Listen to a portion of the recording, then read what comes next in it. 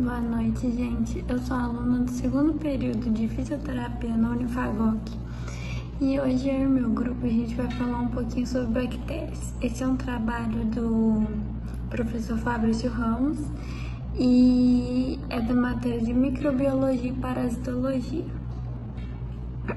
Aqui são os tópicos, que a gente vai abordar e eu vou começar pelo que são as bactérias. Bom, uma definição.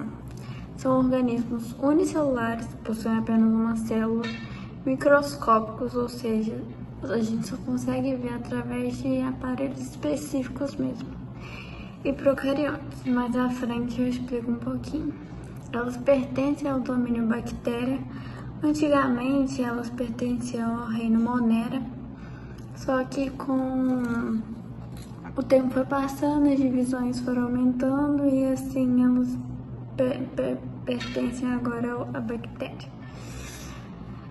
Estão presentes em praticamente todos os ambientes, como são micro-organismos simples de vida, não precisam de muitas coisas, elas podem se adaptar a qualquer tipo de ambiente. Então elas estão presentes no ar, na terra, na água. Então, assim, no corpo humano, por exemplo, assim, conseguem sobreviver a bastante temperatura, quentes ou altas. Elas podem ser benéficas ou maléficas aos seres humanos. Elas podem trazer benefícios para produção de alimentos, remédios. Também podem ser maléficas por causar doenças, Tem as doenças bacterianas e mais pra frente a gente vai falar um pouquinho sobre isso. As principais características, elas são procariontes, ou seja, elas não possuem núcleo. O material genético, ele tá livre, ele não tá disperso, ele tá livre lá no citoplasma. Então, essa região aí é chamada de nucleóide. São seres microscópicos, então elas variam de 0,2 a 10 micrômetros, então tipo assim, minúsculas mesmo, não é só com o microscópio. Elas possuem uma estrutura simples, como eu tinha comentado, que possui membrana plasmática, o citoplasma, onde o material genético está. Lembrando que o material genético, ele pode ser DNA ou RNA. Alguns casos possuem dois, mas é bem raramente. Ribossomos e a parede celular. Algumas possuem flagelos, que estão ligados ao mecanismo de locomoção, a movimentação pela quais elas realizam, E a file. A file, ela é um mecanismo de transferência de material genético, ou seja, é através dela que ocorre a conjugação, que é um meio, Tipo assim, mais pra frente vai falar que da transferência de material genético mesmo, da reprodução sexuada dela, que meio que vai criar uma ponte de ligação entre as duas e aí vai passar o material genético. A reprodução ocorre principalmente por fissão binária, que no caso é a reprodução assexuada.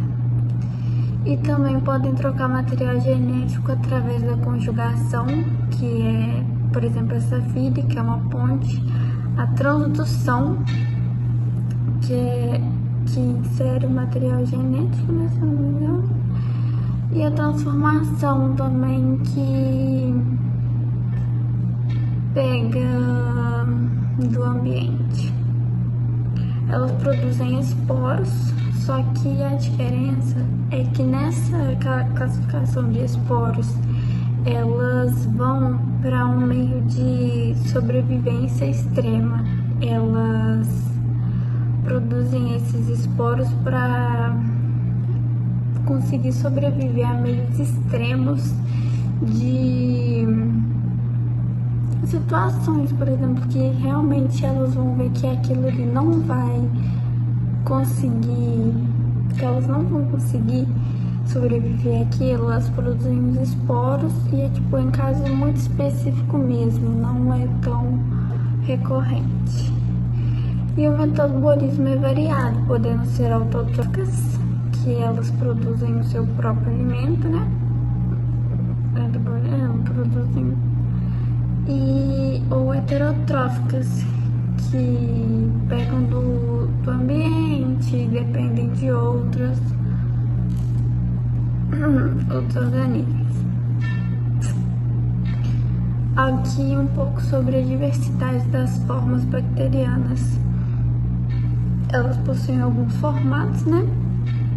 Que no caso tem os cocos, que são um formato esférico, uma bolinha, e elas podem se agrupar em diplococos, streptococcus ou estafilococcus, que não sei se vai aparecer na câmera, mas aqui tem a setinha, os cocos, diplococos, streptococcus e os estafilococcus no caso. Os bacilos, que são formados de bastonete e ocorrem isoladamente ou em cadeias. Aí tem os estreptobacilos, que são, deixa eu ver, acho que na imagem, aqui os bacilos aqui embaixo, que podem ser separadamente, isoladamente ou em cadeia, que é aqui, que eles estão mais unidinhos.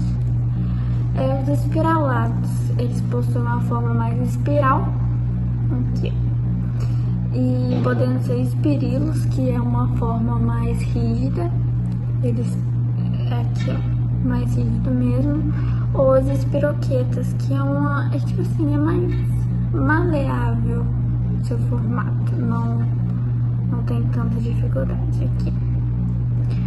E os vibriões, que é uma forma de vírgula, né, que ele é mais curvadinho, que é simplesmente isso aqui, ó. No mais, podem ter outros formatos, é claro, mas são casos mais específicos. E aqui em cima são os esporos bacterianos, que eles vão produzir, né, para se protegerem de meios específicos mesmo. No mais, é isso. Bom, eu vou falar para vocês um pouquinho sobre os tipos de bactérias. Elas podem ser classificadas incluindo a sua forma, o seu metabolismo e também a estrutura da sua parede celular. E a coloração de Gram é um método muito importante para essa classificação. Elas são classificadas em Gram positivas e Gram negativas. As Gram positivas têm como característica a parede celular espessa de peptídeo glicano. Elas retêm um corante cristal violeta durante a coloração de Gram, então elas vão parecer roxas. Já as Gram negativas, elas possuem parede celular fina de peptídeo glicano com uma membrana externa. E elas não retêm o cristal violeta, então elas vão aparecer vermelhas após a coloração. Sobre as diferenças estruturais, além da estrutura da parede externa e a cor que elas aparentam durante a coloração de Gram, nós temos também a sensibilidade delas quanto aos antibióticos. As Gram positivas geralmente são mais sensíveis aos antibióticos e as Gram negativas são mais resistentes. As diferenças funcionais. As Gram positivas são menos complexas, são mais suscetíveis a antibióticos, produzem exotoxinas. E as Grams negativas são mais resistentes devido a essa membrana externa, que eu já comentei que elas têm, e elas produzem endotoxinas. A importância clínica das Gram positivas é que elas causam doenças como pneumonia e infecções de pele. Já as Gram negativas estão associadas a infecções mais graves, como a septicemia e infecções hospitalares. A coloração de grã é muito importante por várias razões. Uma delas é a identificação das bactérias. Ela vai ajudar a identificar a estrutura da parede celular delas, que pode ser um indicativo de virulência e sensibilidade a antibióticos. E também elas são importantes na orientação do tratamento. Muitas infecções bacterianas são tratadas com antibióticos que têm eficácia diferente dependendo do tipo de bactéria. Então, a gente vai conseguir identificar aí o tratamento correto. O passo a passo delas. Nós temos o primeiro passo, que é a fixação, onde as bactérias vão ser fixadas em uma lâmina de vidro, geralmente usando calor, para que elas não soltem durante o processo. O segundo passo é a coloração, onde a lâmina é tratada com cristal violeta, um corante que penetra nessas células bacterianas e vão tingir elas de roxo. O terceiro passo é o uso de iodo. O iodo é adicionado como mordente, formando complexos com cristal violeta, o que ajuda a fixar a cor nas células. O quarto passo é a descoloração, uma solução descolorante, geralmente é álcool acetona, que é aplicada. E aí as gram-positivas, que tem parede celular mais espessa, vão reter o cristal violeta e vão permanecer roxas. E as gram-negativas, que tem essa parede mais fina, vão perder a cor. O último passo é a contracoloração. Para as grãs negativas, ele é aplicado como um corante, como a safranina, que vai tingir elas de rosa, no caso o vermelho. A importância ecológica das bactérias. Ela é dividida em duas partes, que é a decomposição e a simbiose, que desempenham papéis cruciais no meio ambiente. O papel da decomposição vou falar um pouco mais à frente, mas aqui vê uma figura de um pão sendo decomposto por bactérias. Tem fungos também, que pode ser muito confundido com bactérias, e fungos são muito iguais. Mas acredito eu que seja mais esses pontinhos pretos, assim, menores, que sejam bactérias, os maiores sejam fungos. E a simbiose é mais comum em vegetação, como plantas, não plantas em si, mas como troncos de árvores e essas coisas, porque aqui mostra um tronco e que dá essas florzinhas, essa simbiose aqui. A importância ecológica. As bactérias decompositoras quebram matéria orgânica. Elas quebram essas matérias e transformam em decomposição. Ela ajuda o meio ambiente para isso. Os fungos também fazem o mesmo papel que elas. Aqui tem algumas bactérias decompondo essas frutas. E esse processo é fundamental para o ciclo de nutrientes, pois libera elementos essenciais como carbono, nitrogênio, fósforo de volta ao solo. E a simbiose, as bactérias podem formar associações benéficas com outro organismo. Essas bactérias convertem nutrientes atmosféricos em forma que as plantas podem usar, enriquecendo o solo.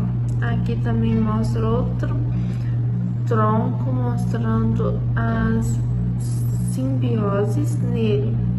Aquelas plantinhas, vendo, ó, amarelinhas, mãozinhas aqui. Oi, gente, eu me chamo Camille Bianchi e vou falar um pouco para vocês sobre o uso de bactérias na indústria e na saúde. Vem comigo. As bactérias ácido-láticas, que são as BAUs, né? elas são amplamente utilizadas na indústria alimentícia.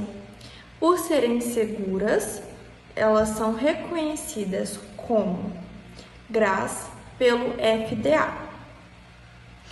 E elas oferecem diversos benefícios. Vou começar a falar eles para vocês. Primeiro é a produção de alimentos fermentados, muito conhecido hoje, né? Como iogurte, os queijos, leites fermentados.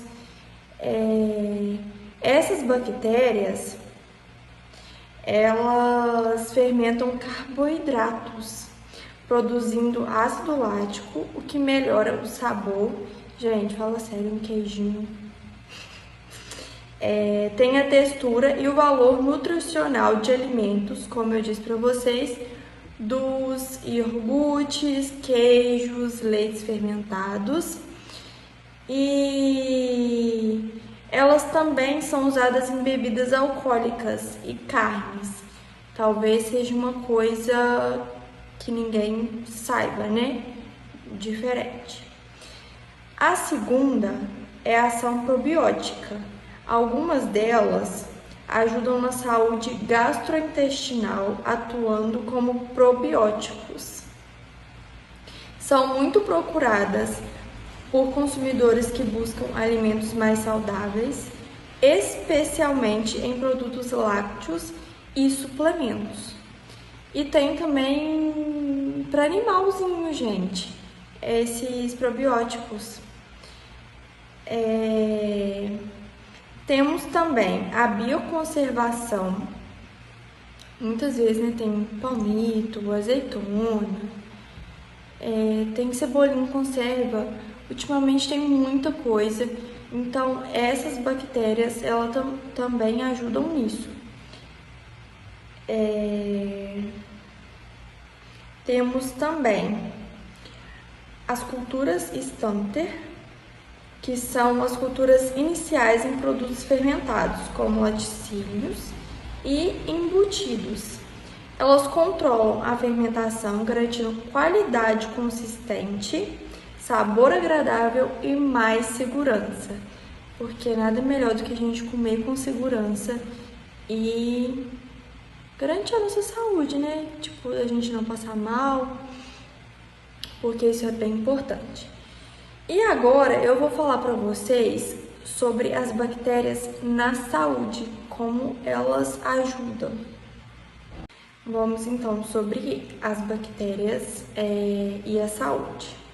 A utilização das bactérias como coadjuvantes terapêuticos ou até mesmo como agentes terapêuticos não se encontra ainda bem estabelecida nos dias de hoje. É uma coisa ainda inovada, né? Apesar de vários estudos demonstrarem a sua eficácia no tratamento de diversas patologias, há outros estudos que não o demonstram, havendo, portanto, uma grande controvérsia em torno deste tema. A aplicação das bactérias na medicina debruça-se, sobretudo, sobre o seu potencial como probióticos e como vetores em terapia genética.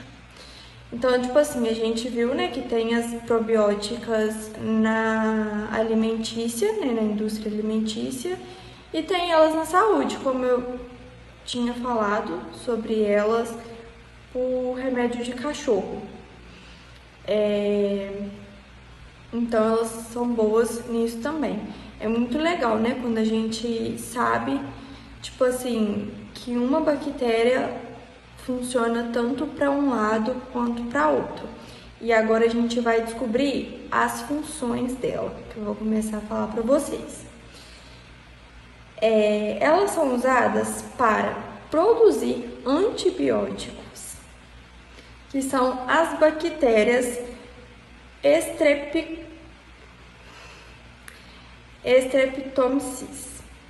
Produzem antibióticos naturais como tetraciclina e eritromicina. Tem também fabricação de insulina e hormônios que são bactérias geneticamente modificadas, como E. coli, ajudam a produzir insulina e outros hormônios humanos. Tem as bactérias que também ajudam no desenvolvimento de vacinas, né, que são aquelas bactérias para combaterem as outras, que elas são criadas para utilizar, né, proteínas específicas ou agir como vetores para estimular no sistema imunológico. Tem elas que também são usadas para produzir enzimas terapêuticas, que elas produzem enzimas para tratamentos, como as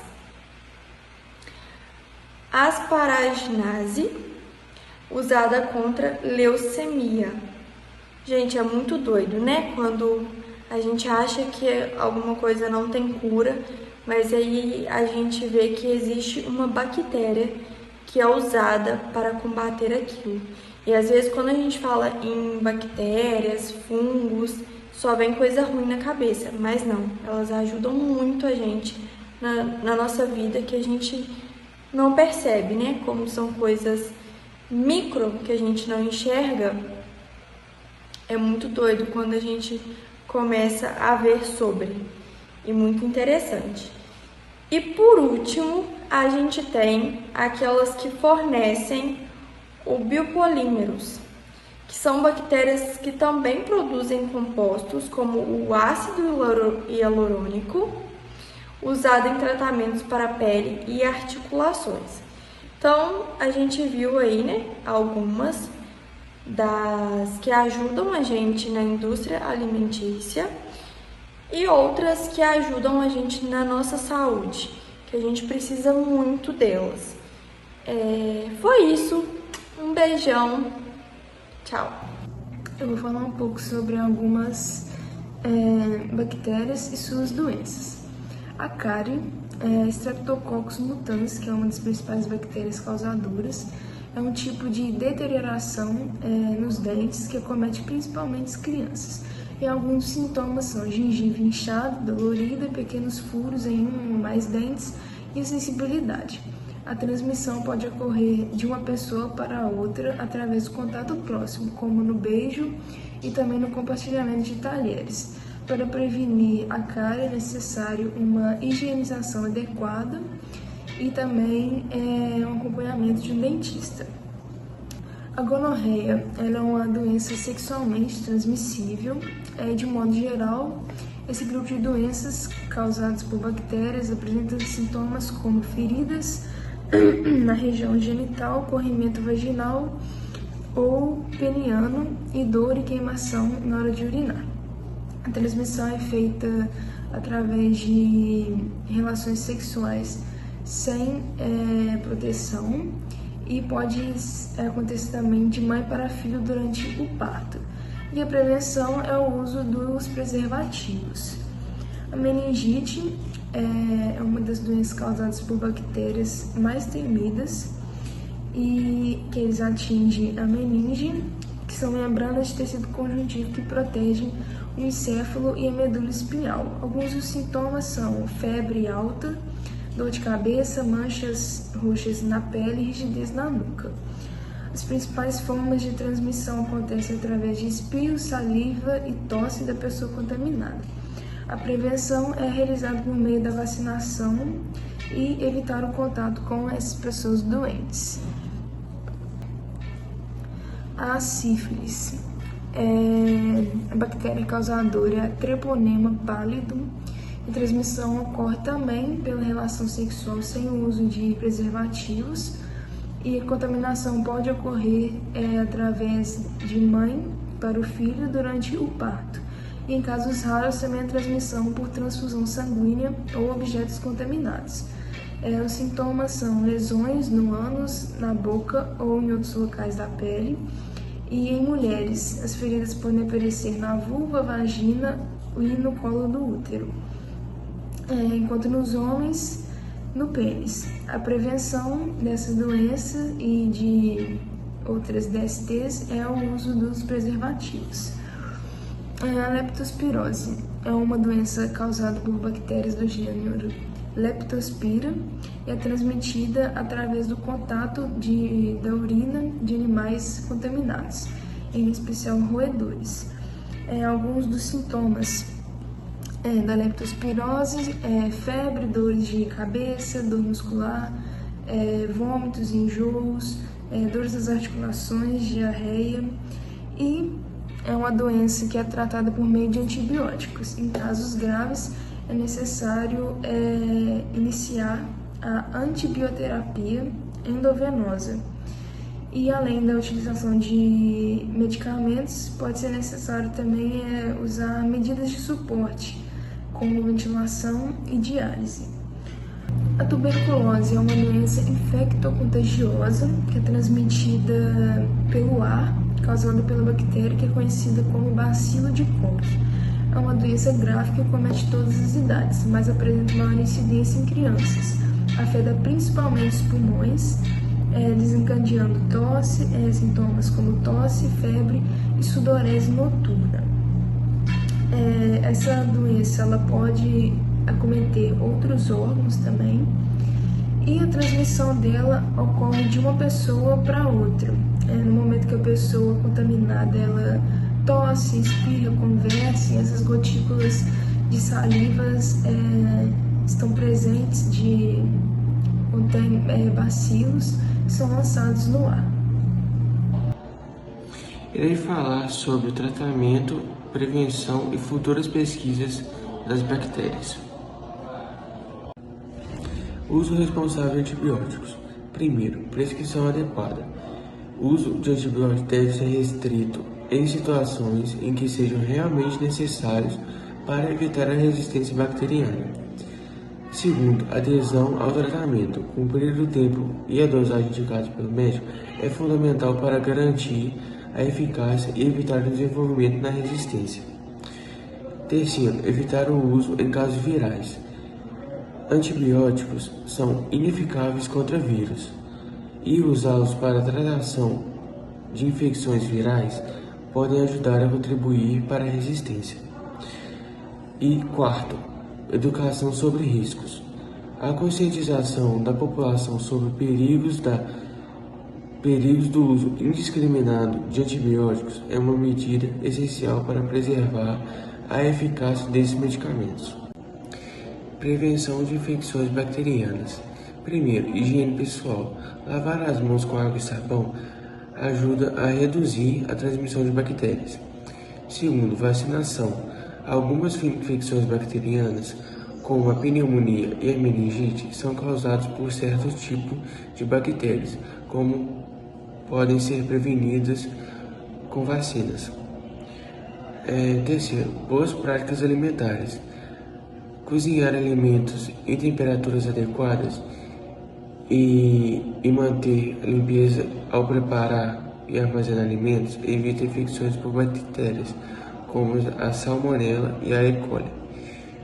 E quarto, desinfecções de superfícies. Usar desinfetantes em superfícies de alto contato, principalmente em locais de saúde e espaços públicos.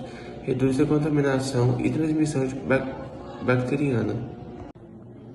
Áreas de pesquisas atuais e futuras. Primeiro, novos antibióticos e alternativas. Dada a crescente resistência bacteriana, pesquisadores estão desenvolvendo novas classes de antibióticos e estudando alternativas como terapias à base de peptídeos e bacteriófagos, vírus que infectam bactérias. Segundo, microbioma humano. Compreender a interação entre bactérias e microbioma humano ajuda a desenvolver tratamentos que preservem as bactérias benéficas e combatem as patogênicas. Terceiro, resistência bacteriana. Estudos sobre os mecanismos de resistência buscam identificar alvos específicos para novos medicamentos e métodos de combater a resistência. Quarto, imunoterapia e vacinas. o desenvolvimento de vacinas contra infecções bacterianas e de terapias que reforcem sistemas imunológicos são alternativas promissoras para a prevenção e tratamento de infecções. Quinto, terapias combinadas. Uso combinado de antibióticos e outras substâncias, como inibidores de resistência, está em estudo para combater cepas bacterianas resistentes. Por fim, impactos na vida real. Aqui temos imagens da Salmonella e da E. coli, que foi citadas em slides anteriores. E muito obrigado pela atenção, esse foi o nosso trabalho.